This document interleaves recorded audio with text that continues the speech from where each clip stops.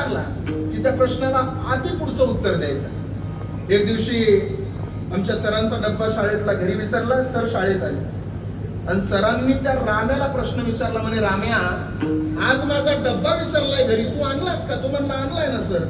Sir म्हणले खाऊ का रे राम्या तुझा डब्बा? तो म्हणला खाऊन टाका ना सर.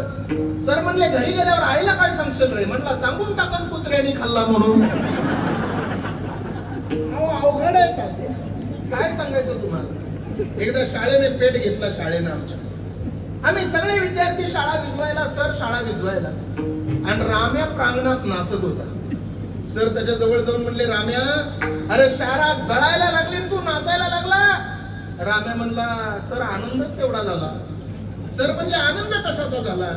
राम्या म्हणला, शाळाचा अंदाज पाहता, जळालेला शाळेचा अंदाज पाहता कमीत कमी 10 दिवस सुट्ट्या मिळण्याचा दाट शक्यता होता. 10 दिवसांना सुट्ट्या मिळाल्या. राम्या वर्गात आला. राम्या वर्गात आला, सरही वर्गात आले.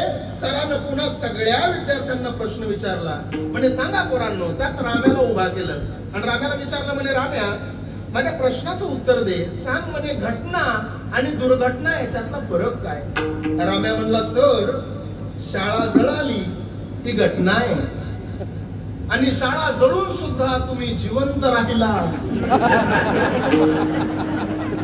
अरे ही दुर्घटना आहे म्हणे. काय प्रचंड बुद्धिमान होता अर्जुन.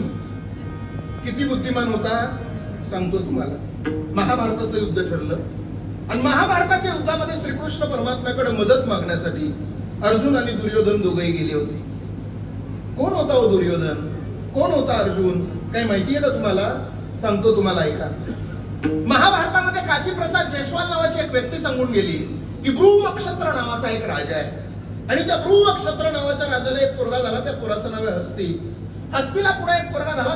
त्या हस्ती नावाच्या पोरानं जे गाव निर्माण केलं त्या गावाचं नाव हस्तिनापूर. त्या गावाचं पहिलं नाव हस्तिनापूर, दुसरं नाव इंद्रप्रस्थनगर, तिसरं नाव योगिनीपुरा, चौथं नाव सिरी, पाचवं नाव किलासिरी, 6वं नाव लालकोट, 7वं नाव जहांपना, 8वं नाव तुगलकाबाद, 9वं नाव मुबारकबाद, 10वं नाव फिरोजाबाद, 11वं नाव अकबराबाद, 12वं नाव देहली, 13वं नाव चिराग देहली, 14वं नाव दिल्ली आणि 19 फेब्रुवारी 1931 ला इंग्रज अधिकारी व्हाईस ट्राय यांना तिचं नाव ठेवलं नवी दिल्ली. तर दिल्लीची नावं बदलली साहेब, वैभव नाही बदललं.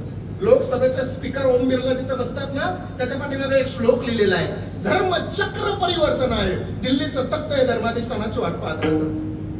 मग तो ब्रू नक्षत्र नावाचा राजा, त्या ब्रू नक्षत्र नावाच्या राजाला एक पोरगा झाला. त्या पोराचं नाव हस्ती. हस्तीला पुढे एक पोरगा झाला, त्याचं नाव नहुष. नहुषचा पोरगा ययाती, ययातीचा पुरू, पुरूचा कृपण्यम, कृपण्यमचा मतिनार, मतिनारचा सेविनार, सेविनारचा दिविरथ, दिविरथचा आदिरथ, आदिरथचा नवरथ, नवरथचा तपलीचा, तपलीचाचा वृक्ष, वृक्षाचा संवरण, संवरणला पुढे एक मुलगा झाला ज्याचं नाव आहे कुरु. म्हणून आपण सगळेजण त्या घराण्याला कुरुवंश असं म्हणतो. त्यांच्याच कुलामध्ये पुढे एक मुलगा जन्माला आला ज्याचं नाव आहे प्रतीक. त्याला 3 मुलं, देवापी, बाल्लिक, शांतनू. देवापी संन्यासी झाला, बाल्लिक महाभारत युद्धामध्ये मेला आणि शांतनू हस्तिनापुराचा राजा झाला. त्या शांतनूला गंगा नदीपासून झालेला आणि वाचला एक मुलगा ज्याचं नाव आहे देवव्रत. त्यानं भीष्म प्रतिज्ञा केली म्हणून त्याचं नाव पडलं भीष्माचार्य. त्याची दुसरी बायको, तिचं नाव आहे सत्यवती. तिला 2 मुलं, एकाचं नाव विचित्रवीर आणि दुसऱ्याचं चित्रांगद. त्यांच्याच कुलामध्ये पुढे 2 मुलं झाली, एकाचं नाव पंडू आणि दुसऱ्याचं धृतराष्ट्र. पंडू नावाचा राजा, त्या पंडू नावाच्या राजाला पृथा नावाची एक बायको आहे जिचं खरं नाव पृथा आहे, पण तुम्ही आम्ही सगळेजण तिला कुंती असं म्हणतो. त्या पृथेला विवाह कालापूर्वी एक मुलगा झाला ज्याचं नाव आहे वसुसेन. आपण सगळेजण त्याला कर्ण असं म्हणतो.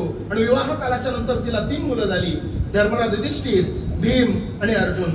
तिची सवत मद्र देशातील एका राजाची मुलगी जिचं नाव आहे माद्री. तिला 2 मुलं, एकाचं नाव नकुल आणि दुसऱ्याचं सहदेव. इकडे धृतराष्ट्र नावाचा राजा, त्या धृतराष्ट्र नावाच्या राजाला एक बायको जिचं नाव आहे गांधारी. महिला मंडळ, गांधारीला कधी नाव ठेवू नका, कारण गांधारी सारखी महान पतिव्रता कुठं पाहायला मिळणार नाही. का? कारण स्वतःच्या नवऱ्याला दिसत नाही म्हणून दिसत असताना सुद्धा डोळ्यावर पट्टी बांधून उभं आयुष्य नवऱ्यासाठी जिने खर्च केलं तिचं नाव आहे गांधारी. त्या गांधारीचं माहेर आहे गांधार. त्या काळातला गांधार म्हणजे अलीकडचा कंधार, अलीकडचा कंधार म्हणजे आत्ताचा कंधार आणि आत्ताचा कंधार म्हणजे अफगाणिस्तानची राजधानी. अफगाणिस्तान सुद्धा आता आहे.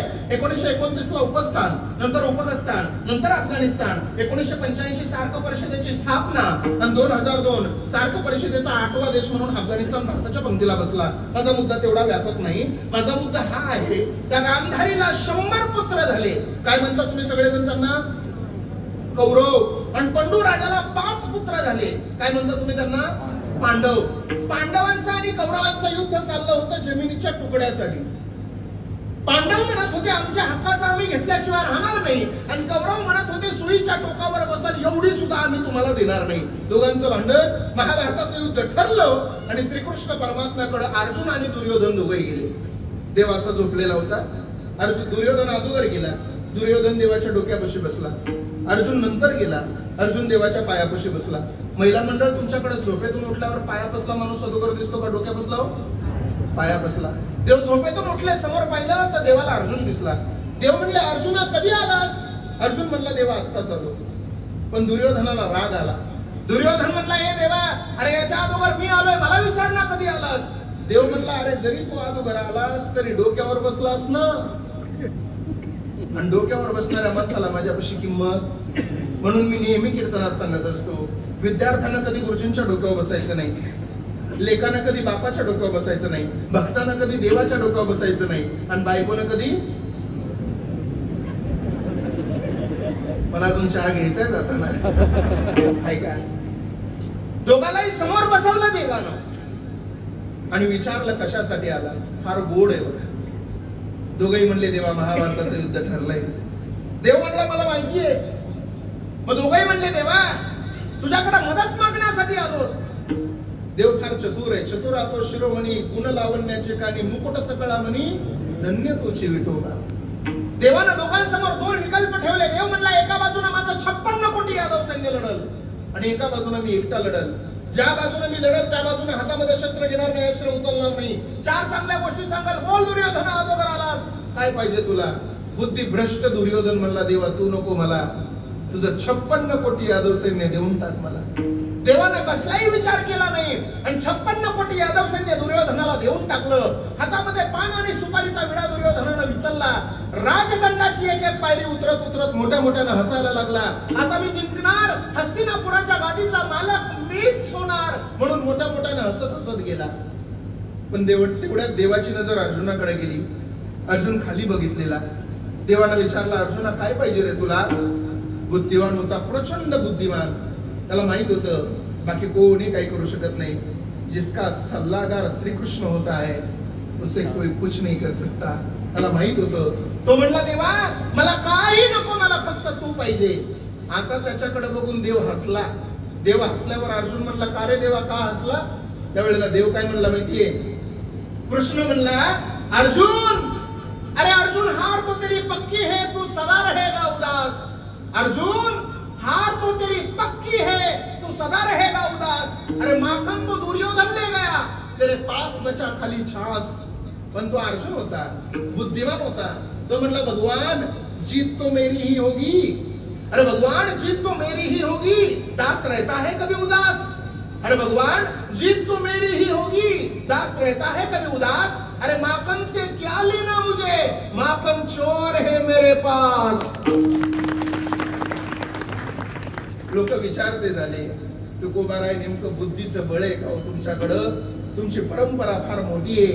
तुकोबाराय बुद्धिवान आहात तुम्ही, मग बुद्धीचं बळ. तुकोबाराय म्हणतात कसली आली बुद्धी आमच्याकडं? अल्प माझी मती म्हणून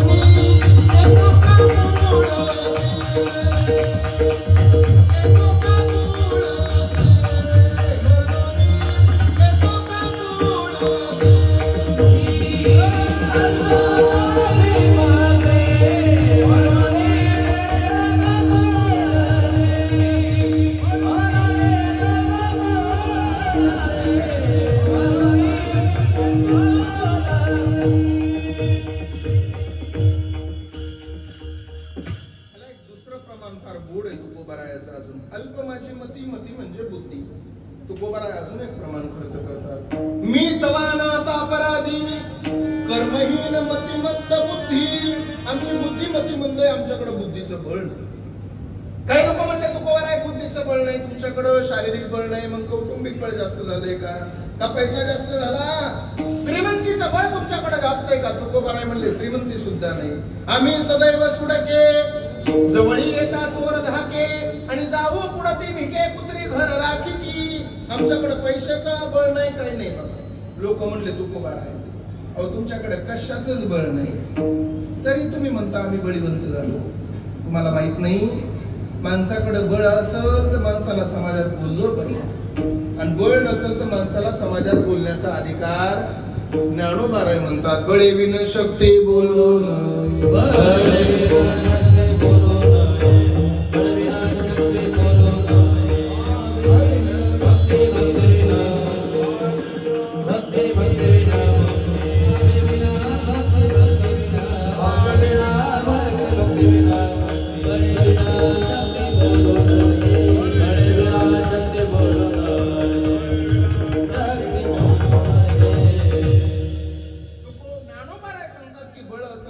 पाहिजे, नाही तर बोलता येत नाही. बघा तुम्ही बोरणाईन झाले, कॅसेट बदलू. बघा मी नॉनस्टॉप 2 तास हसवत राहीन तुम्हाला, पण हसणं म्हणजे कीर्तन नाही ना. कधी कधी विनोदही आम्हाला तुमच्या एखादं पानसट तोंड दिसला, चेहरा दिसला की विनोद करावा लागतो. नाही तर विनोद करण्याची मुळीच इच्छा कोणत्याच कीर्तन करायचे नसते. म्हणा ऐका लक्ष, तुकोबाराय तुमच्याकडे कशातच बळ नसतं तरी तुम्ही म्हणता आम्ही बळीवंत झालो.